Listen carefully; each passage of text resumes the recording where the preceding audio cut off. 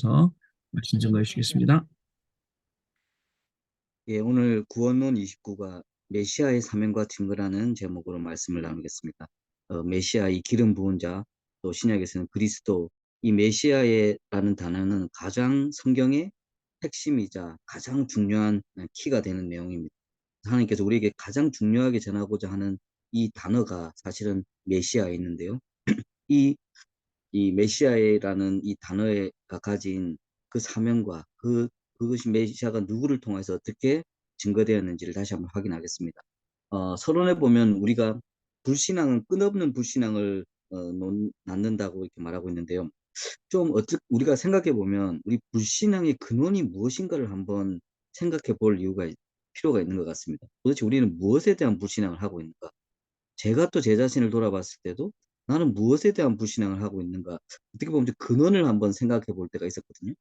어, 만약에 내가 불신앙을 갖는다고 한다면 과연 하나님의 주권, 어마어마한 권세, 능력 이런 부분에 대한 내가 불신앙을 갖고 있는 건지, 아니면 때로는 그 하나님께서 우리 그 어마어마한 어, 가지고 있는 권세와 능력을 우리가 연결하시려는 그 예수 그리스도에 대한 그 부분에 대한 불신앙을 가지고 있는 건지, 아니면 그 부분을 인정한다 하더라도 하나님께서 우리에게 인도하시는 내용과 방향과 방식에 대해서 내가 만약에 불신앙하고 있는 것인가?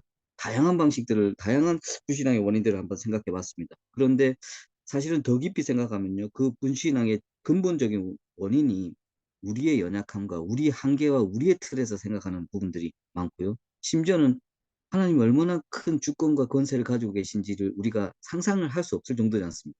그거를 우리가 생각하는 것 자체도 벌써 오류가 있는 것이고, 그리고 복음의 가장 핵심인 이 그리스도가 얼마만큼 내게 구원으로 사실적으로 누려지고 있는지, 이것을 놓치게 되면 자연스럽게 불신앙으로 빠지게 되는, 그리고 하나님의 어마어마한 주권과 권세와 사랑을 우리가 인정한다고 하면요, 하나님께서 우리에게 인도하는 방식과 내용과 그 방향들은 우리 거기에 순종할 수밖에 없습니다.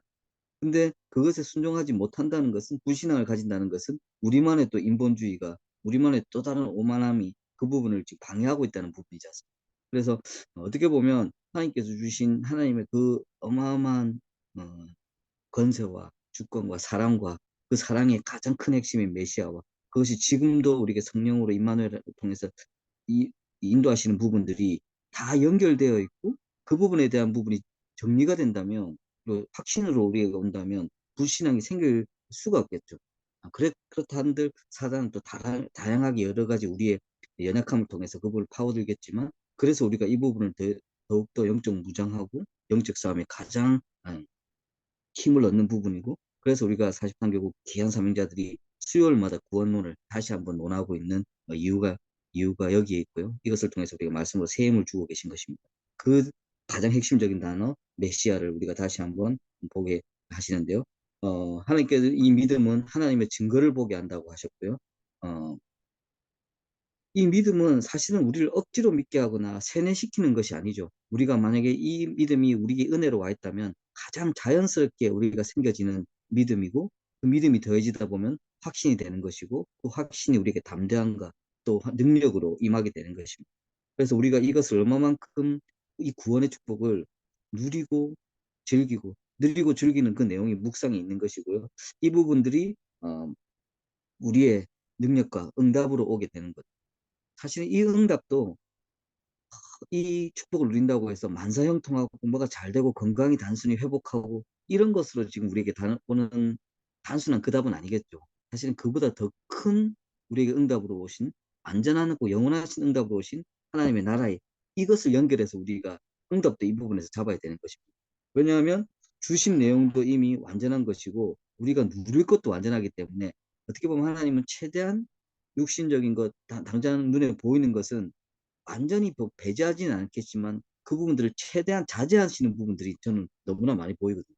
그래서 우리 함께 사는 게 육신적인 것을 고행을 하게 하거나 육신적인 걸 완전히 놓게 하거나 이 부분은 아닙니다. 하지만 먼저 그의 나라와 을을 볼 수 있는 영광과 영권 속으로 들어가는 것이, 그것이 우리의 응답이 돼야 되는 것이죠. 왜냐하면요, 조금만 육신적인 것이 들어가고 사람들이 보이는 것이 들어가면요, 사람들은 기가 막히게 그것을 알거든요. 어, 저는 이제 좀 어떤 사람들이 보니까 유광수 목사님 이렇게 막 비판하는 글로 하고 인터넷에 올린 거 내용 중에 보니까요. 우스갯 말로 저는 좀 농담으로 이제 듣고 넘겼는데, 막 유광수 목사님 막 화로운 생활을 하고 뭘 하고 아들을 봤는데 어디 백화점을 들어가서 쇼핑을 하는데 택도 보지 않고 모든 걸 쓸어 담더라. 뭐 이런 말, 이런 말이 인터넷에 올라와 있더라고요. 그걸 보면서 제가 우리 김동훈 목사님 들을 알 것입니다. 저는 제가 그런 것 같이 보여도 상당히 아울렛이나 할인 매장만을 좋아하고요. 옛날에 막 양지에 오렌지 아울렛이라고 했는데 거기에 제가 늘 가서 7, 80% 세일하는 것도 비싸다고 생각해서 90%될 때까지 기다리고 요런 거를 제가 좀 좋아하는 좀 사람이거든요. 사실 그래서 근데 뭐 싼 거를 너무 많이 산 것도 좀 문제이긴 하지만 그런 것인데 그래서 제가 온라인 쇼핑 이런 것도 되게 좋아했어요. 근데 온라인 쇼핑 저도 많이 하다 보니까 굉장히 잘한다고 생각하고 싸게 샀다고 생각하는데 사람들이 막 안 사고 저만 살 때가 있었어요. 알고 보니까 그 안에 자세히 보고 하니까 제가 놓치고 있었던 거 뭐가 에러가 있던 부분이 분명히 있더라고요. 제가 그걸 보면서 야, 사람들이 진짜 기가 막히게 뭐가 좋고 뭐가 나쁜 거를 내 생각보다 훨씬 더 사람들이 깊게 알고 있구나. 제가 또 다른 깨달음을 얻은 적이 있습니다. 제가 왜 이 말씀을 드리냐면요. 사람들은 손에 잡히고 느끼고 좋은 것은 기가 막히게 압니다.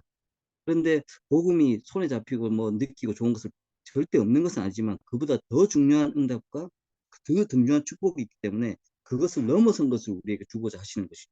그 이름이 메시아 안에 있고 그 축복을 누리는 저와 여러분들이 됐을 때 진짜 하나님께 주신 사명으로 같이 인도받는 그 발걸음이 될 것입니다. 그렇다면 그 메시아의 사명이 무엇인가를 우리가 먼저 봐야 되는데요. 이 메시아는 우리에게 새 언약이라고 말씀 주셨습니다. 예레미야 31장 31절에서 34절에 보면 어, 이스라엘의 그 집과 유다 집에서 하나님께서 인도하신 그 너희들 조상을 애굽 땅에서부터 인도했는데 그때 준 언약도 그 언약이 아니라고 말씀하셨어요. 왜냐하면 내가 그들의 남편과 같이 그러니까 그만큼 하나님께서 구체적인 인도를 하셨는데도 그래도 그들이 그 언약을 깨뜨렸는데 우리가 이 메시아가 그리스도로 오는 언약이 우리에게 오지 않으면 다른 것들은 다 깨질 수밖에 없습니다. 근데 그 언약 하나님께서 우리에게 다시 한번 새 언약을 주시고 이 여호와의 이 언약이 우리에게 적용됐을 때는 너희들의 죄와 연약함을 전혀 기억하지 않는다는 늘 이 새 언약을 주고 계십니다. 그 이스라엘 민족을 이끌어 나가고 출애굽하고 이럴 때도 그 나름대로의 언약을 주셨죠. 내가 뭐 완성할 거다 아브라함 보고 여러 가지 뭐 언약을 주시고 하셨는데 진짜 언약은 이 메시아에 있는 것이고 이 메시아의 언약이 우리에게 새 언약으로 늘 주시고 있는 내용이 보이고 있습니다. 그런데 그 메시아가 인성을 취하여 오신다. 이사야 9장 6절에서 7절 보면 어, 아기를 우리에게 주시는데 이사야가 이렇게 지금 벌써 예언을 하고 있습니다. 아기에게 우리가 오는데 그 아기의 어깨에 정사를 메고 있고 그리고 그 이름은 기묘라하고 모사라고 한다. 그러니까 기묘라는 것은 그만큼 오묘하다고 얘기하고 모사란 것은 말하자면 상담가부터 카운슬러 아기가 오는데 정사를 메고 그다음에 그 오묘함과 우리의 막 모든 것을 상담할 만큼의 카운슬러로서 오신다. 이것은 벌써 하나님께서 인간의 몸을 얻고 있지만 그 메시아로서 얼마만큼 큰 사명을 감당할지를 미리 말하고 있습니다. 그리고 그 평강의 왕으로 우리에게 오신다는 부분을 말씀하고 계신 것이고요. 일단 그 메시아가 오셨을 때 우리의 모든 문제를 해결한다고 선포를 하고 있습니다. 기름을 부으시고 가난한 자에게 또 아름다운 소식을 전하고 또 마음이 상한 자를 고치고 포로된 자를 자유케 하고 갇힌 자를 놓이고 모든 슬픈 근심 있는 자에게 그의 영광을 나타낸다고 말씀하고 계십니다. 뭐 여기서 가난한 자도 단순히 우리가 물질적으로 가난한 것만을 얘기하는 건 아니겠죠. 많은 걸 가지고 있지만 진짜 영적으로 죽어가는 많은 사람들에게 그래서 마음이 상하고 포로되고 갇힌 자들에게 이 부분에 대한 여기서도 우리가 잘못 보면 가난한 자에게 막 아름다운 소식 전한다고 그래가지고 굳이 우리가 막 교회에서도 사회운동하고 가난한 자를 돌보고 뭐 물론 가난하고 힘든 사람들을 돌보는 것도 굉장히 복음 가진 자로서 할 수 있는 중요한 봉사입니다. 하지만 진짜 말은 그게 아닙니다. 진짜 우리에게 영혼도 가난하고 왜냐하면 실제로 뭐 우리는 돈을 가지고 있고 뭘 가지고 있고 가진 것 같지만 하나님 뭐 보시기에는 아무것도 가진 게 아니거든요. 결국 저주와 재앙으로 가진 자들이 그냥 당장 어린아이들이 눈앞에 사탕 주면 막 알고 좋아하듯이 아무 걱정도 없이 좋아하듯이 그 정도 수준이기 때문에 그 자들에게 진짜 자유를 주시고 노임을 주신다는 이 축복이 우리에게 사실은 근본적인 문제 해결이고 모든 문제 해결이라는 것을 주고 계신 것입니다. 그리고 그 메시아는 우리의 죄를 위해 죽으실 것이라고 이사야 53장 4절 6절에서 말씀 주셨고요. 그래서 그가 찔림은 우리의 허물을 위함이고 상함은 우리 죄악을 위함이고 우리가 이제 세례식을 했고 다음 주에 성찬식을 또 진행할 텐데요. 사실 이 부분을 기억하기 위해서 우리가 또 하는 것이죠. 그래서 어떤 분들은 우리 성찬식은 늘 해야 되는 것이라고 말할 정도로 김 목사님도 그런 말씀하셨는데 그게 뭐 늘 하려고 하면 시간도 많이 걸리고 뭐 그러니까 하지만 우리가 그것을 늘 기억하는 것은 너무나 중요한 것입니다. 그래서 그리고 그 하나님이 우리의 하나님과 백성을 연합하게 합니다. 에베소서 2장 11절에서 22절에 보면요. 우리는 결국 복음 그 하나님 앞에서는 이방인 것이고 약속의 언약에서 외인과 같은 것이고 세상의 소망도 없고 하나님도 없는 존재라고 하는데 거기에 화평함을 주신 그 존재, 그 사명을 가진 존재로 메시아를 오시는 것입니다. 이 화평이 너무너무 중요한 것입니다. 다른 것과 화평하게 하는 것이 아니라 세상과 화평하게 하고 뭐 너희네 가족끼리 화평하게 하고 뭐 민족끼리 화평하게 하는 것이 아니라 하나님과 화평하게 하는 유일한 방법이 메시아를 주신 것입니다. 그리고 그 메시아가 정말 제사장이 되어서 우리의 죄를 사한다고 했습니다. 제사장이 하나님의 영광의 광채를 가지고 하나님 우편에 앉아 계시면서 그 대제사장이 우리에게 정말 주실 수 있는 그 제사함의 축복이 이 메시아 안에 있다고 말씀 주셨고요. 그리고 일곱 번째는 그 메시아가 이방인을 부르셨다. 로마서 15장 9절에서 12절을 보면 그 이방인들이 그 궁유람을 받아서 말미암아서 하나님께 영광을 돌리고 또 열방 중에서 주께 감사하기 위해서 메시아를 주셨다. 예수님께서 오시고 우리 보고 땅 끝까지 가라고 하신 이유 중에 하나가 벌써 메시아를 하나님께서 구약 시대 주실 때부터 이방인에게 가기 위한 부를 대한 그 계획과 그 사명이 이 안에 있었던 것이죠. 그래서 우리가 그 사명이 메시아 안에 있었기 때문에 그 메시아의 사명이 그 확립되고 더 증거되는 이 땅끝까지 가는 이 과정 중에서도 이 메시아의 능력은 더 나타나게 되는 것이고 이미 구약을 통해서 이방인에게 가는 부분에 대한 메시아의 사명을 우리에게 주셨습니다. 그리고 가장 중요한 사탄의 일을 멸하셨고요. 로마서 16장 2절에 보면 또 요한 1서 3장 8절에 보면 평강의 하나님께서 속히 사단을 너희 발 아래에서 상하게 하시고 또 요한 1서 3장 8절은 마귀의 일을 멸하기 위해서 정말 우리가 이 세상을 뉴스만 봐도 너무 험한 게 많고 세상을 봐도 여러 가지 사건 사고를 봐도 너무 험한 게 많고 걱정되는 게 많지만 아니면 어쨌든 뭐 보고 좋고 안심되는 것도 많겠지만 대단한 힘도 많겠지만 그 뒤에 있는 진짜 사단의 일을 멸하기 위한 그 유일한 이름이 메시아 안에 있는 것입니다. 그 메시아가 또 보좌에서 통치하신다고 말씀하셨고요. 사도행전 2장 30절에서 36절을 보면 내가 네 원수로 발등상이 되게 하기까지 그 보좌에서 우리를 지키신다고 말씀하고 계십니다. 그리고 이 메시아는 영원한 의를 가지신다고 말씀을 주셨고요.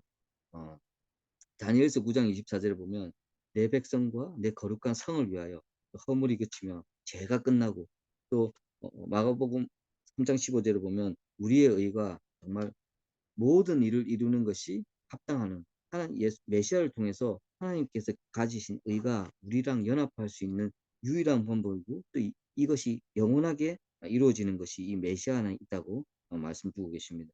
우리가 율법적으로 또 여러 가지 뭐 우리가 율법을 영 무시해서도 안 되고요. 마음대로 살아서도 안 되겠지만 이 메시아의 를 통해서 주신 의가 우리의 의가 되는 것 그리고 이 의의 은혜 받아서 우리가 날마다 그것에 아, 인도를 받아가는 것 그랬을 때 사실은 율법을 넘어서는 성화의 단계로 들어가는 것이죠. 그래서 이 영원한 의가 이 메시아 안에 있는 것이고 이 메시아가 이제 두 번째 메시아인 증거로 우리에게 오게 됩니다. 어, 그렇다면 이 메시아가 너무나 중요하게 성경에서 계속 이 10가지 사명을 두고 우리에게 주셨는데요. 이 메시아가 너무 중요하기 때문에 이 메시아가 결국 그리스도란 말로 신약에 주시는데 이 메시아가 도대체 누군가에 대한 증거에 대한 부분도 하나님께서 철저히 이 부분을 음, 고정하시고 이 부분에 대한 확신 확립적인 부분을 여러 가지 말하자면 보호장치를 계속 몇 개를 하셨죠. 탄생에서부터 어, 메시아의 증거인 부분이 탄생에서부터 이미 성경에 나와 있습니다. 어, 우리 교재에는 마가복음 5장 2절을 되어 있는데 마가복음 5장 2절은 아니고 미가서 5장 2절이 이 탄생에서부터 말씀 주고 계신데요. 베들레헴에서 에브리다야 또 너는 유다족 성 중에 작을지라도 이스라엘 다스릴 자가 내게서 나올 것이다. 이미 이제 어디서 태어나실 것 자체도 벌써 말씀하고 계시죠. 그게 미가서 5장 2절에서 벌써 베들레헴을 이라는 그 지명도 이미 먼저 말을 하고 계십니다. 베들레헴은 그냥 베들레헴의 뜻은 어, 어원으로 따지면 떡, 빵집이란 뜻입니다. 그래서 많은 사람들을 배를 채우고 뭐 할 수 있는 그 떡집, 빵집 이런 뜻인데 그 베들레헴에서 이 메시아가 올 것이라는 것을 미가서에서 이미 말하고 있고 누가복음 2장 4절 7절에서도 이것에 대한 증거를 어, 말하고 있고요. 그리고 어, 가장 중요한 내용 중에 하나가 동정녀를 통해서 우리에게 오신다. 동정녀를 통해서 오신다는 단순한 신화적인 얘기가 아닙니다. 무슨 뭐 알에서 깨어나고 옆구리에서 깨어나고 이런 신화와 연결된 부분이 아니고요. 성경에서 가장 중요한 부분이 무슨 재계보를 떠나서 지금 우리에게 오시는 이 메시아의 증거를 말하고 있는 것이고요. 우리의 죄를 사하기 위해서 원죄와 상관이 없어야 되는 어마어마한 영적인 과학을 말하고 있습니다. 그래서 어, 여자의 후손에 대해서 이 창세기 3장 15절부터 말씀 구약 때부터 주신 것이고요. 여러분 구약 때부터 어떤 이 메시아를 말하고 있을 때 뭐라고 말씀하고 계십니까? 처녀가 잉태하여 아들을 낳으리라고 말씀 주시잖아요. 근데 이때 처녀가 잉태한다는 말 자체가 인간의 어떤 과학적인 논리로 상상할 수 없는 말도 안 되는 얘기지 않습니까? 근데 이미 구약에서부터 처녀가 잉태한다는 이 부분이 그냥 꺼리낌 없이 선포되었고요. 이게 아까도 말씀드렸지만 신화와 같이 신비하게 하기 위해서 이 장치를 쓴 것이 아니라 이 영적으로 이 말씀은 철저하게 영적인 과학인 부분과 하나님이 정말 사실적인 인도이기 때문에 우리의 죄를 사하고 이 정말 원죄와 상관이 없고 죄의 개입에서 떠난 이 부분을 말씀하기 위해서 구약 때부터 이 부분을 확실한 증거로 주셨고 이 부분이 또 신약을 통해서 이 부분이 성취된 부분을 분명하게 말하고 계신 것입니다. 그리고 세 번째 메시아가 어, 증거로 많은 이적을 행하셨죠. 이사야 35장 5절 6절과 마태복음 11장 4절 5절에 연결되는 부분이 여기 있습니다. 맹인이 눈이 밝혀지고 귀가 열리고 저는 자가 사슴같이 뛰고 나중에 죽은 자같이 살아나는 이 부분이 메시아와 연결되는 부분에 있어서의 이적인 부분인 것이죠. 근데 지금 뭐 계속 뭐 방향을 일으키고 있는 나는 신이다 이러면서 이재용 목사 이런 사람들을 말할 수밖에 없는데요. 이런 치유가 일어나고 이런 부분들이 진짜 메시아로 연결된 부분이 아니었죠. 마치 이 부분이 자기의 그냥 의와 같이 자기가 마음대로 하는 메시아 이름을 팔아서 지금 자기 마음대로 하는 그렇기 때문에 이 치유가 진짜 하나님이 메시아의 증거인 이적이 아니라 가장 사단의 도구로 쓰이는 그런 이적이 될 수도 있었죠. 하지만 지금 여기에 나오는 이적은 이적이 중요한 것이 아니라 이것을 통하여서 이적으로 따지면 처녀가 잉태하는 것보다 더 큰 이적이 어디 있습니까? 근데 그 부분이 사람들이 보고 느끼는 이 이적을 통해서 연결되는 부분을 우리에게 주셨습니다. 그 메시아가 유대인에게 배척당할 것을 이사야 53장 3절에 5절에서 말씀을 주셨고요. 멸시받을 것과 또 그것이 버림받을 부분에 대한 것들을 내용을 주셨습니다. 그리고 이것이 십자가에서 하나님께서 그 메시아가 돌아가실 부분 이사야 53장 1절에서 12절에 주셨는데요.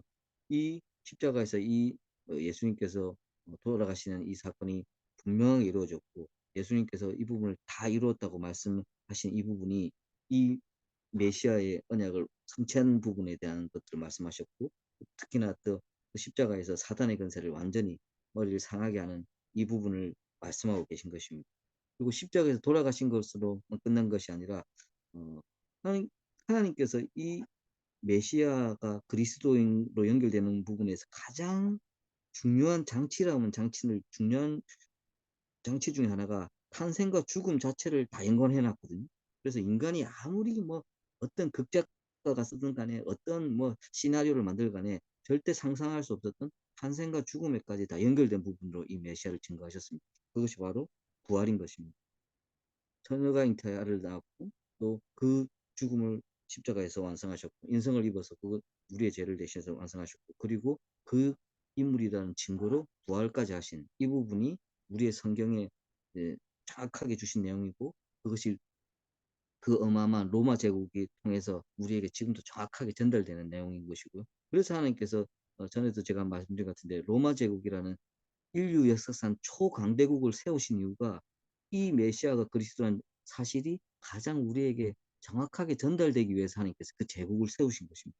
그리고 그것이 지금도 우리에게 신화고 설화 같이 우리에게 전달되는 것이 아니라 가장 사실적으로 우리에게 전달되고 있는 것입니다. 그래서 하나님께서 그 로마를 통해서 유럽과 아시아까지 길을 놓으셨던 것입니다. 왜냐하면 이 사실이 가장 정확하게 전달될 수 있도록. 그래서 우리가 이 정확한 하나님의 어마어마한 사명과 이 예수가 그리스도라는 증거. 그런데 지금도 보십시오. 이 예수가 그리스도라는 증거를 가지고 수많은 사람들이 악용하고 또 수많은 종교는 이것이 변형이 돼서 예수는 선지자고 마호메트가 참 그리스도고 이런 식으로 점점 바꾸고 육신적으로는 예수님이 영적으로는 예수님께서 이루었는데 육적으로 내가 이걸 완성해야 된다. 이런 막 문성명부터 시작해서 여러 수많은 이단들이 이 내용을 가지고 일어서고 이 내용을 가지고 어마어마한 힘을 발휘하고 있습니다. 하지만 그 힘은 진짜 힘이 아니라 이것을 눈으로 보기에는 사실은 다락방에 우리가 많은 인도받은 것 같고 참 제자가 있는 것 같지만요. 우리는 통일교에 어디 명함도 못 냅니다. 통일교는 아직도 몇만 씩 우리는 뭐 지금 전도운동을 해야 되나 말아야 되나 뭐 얼마만큼 해야 되나 지금도 신천지 임원인은 10만 명씩 지금 제자 수료하고 있지 않습니까? 그래서 우리가 통일교처럼 우리가 규모를 키워야 되겠다. 우리와 같이 몇만 명씩 전도해야 되겠다가 아니라 이 메시아 그리스도가 오직 예수 그리스도라는 부분에 대한 더욱더 집중과 누림과 이 건세와 증거 속으로 들어가는 축복을 누려야 되겠습니다. 왜냐하면 이 축복이 모르면 어떻게 될까 질문을 하고 있죠. 이 축복을 모르면 어떻게 되겠습니까? 그냥 가장 간단하게 말하면 복음과 상관없어지는 거예요. 복음과 상관이 없어지면 우리가 뭐 잘 먹고 잘 살고 얼마만큼 뭐 저주와 재앙을 벗어나서 태평하게 무사안일하게 또 살아갈 수 있는가하고 또 다른 문제입니다. 복음과 상관이 없다는 것은 완전하고 영원한 것을 우리가 잃어버리는 그 내용이 이 안에 있는 것이지 않습니까? 그래서 우리가 이 메시아가 성경에서 그렇게 계속 이스라엘 민족을 통해서 우리에게 주셨던 그 메시아의 그 말씀이 예수가 그리스도라는 것을 통해서 우리에게 어마어마한 축복으로 우리에게 주셨고요. 지금도 많은 목회자들이나 이런 사람들도 지금 이 그리스도의 이 능력 때문에 우리가 그것을 덧입고 살고 하는데 그 부분이 자기의 의인과 능력으로 착각해서 조금이라도 움직여버리면 굉장히 여러 가지 문제가 일어나죠.